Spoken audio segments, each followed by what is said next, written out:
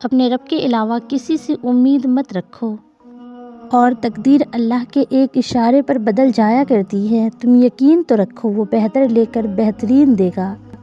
بہترین زندگی جینے کے لیے اس حقیقت کو تسلیم کرنا پڑتا ہے کہ سب کو سب کچھ نہیں مل سکتا۔ جب آپ کے دروازے پر کوئی مانگنے والا آ جائے تو اس کے جانے کے بعد رویا کرو، یا اللہ تیرا شکر ہے کہ مجھے دینے والا بنایا، مانگنے والا نہیں۔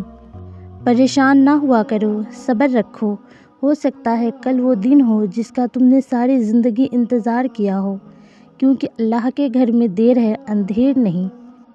اپنی زندگی ایسے جیو کہ اللہ تعالیٰ کو پسند آ جاؤ۔ دنیا والوں کی پسند تو روز بدلتی رہتی ہے۔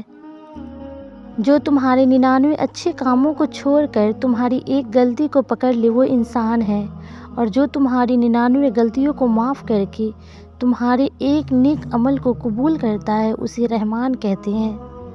خوش نصیبی تو یہ ہے کہ ہمارے گھروں میں اذان کی آواز آتی ہے۔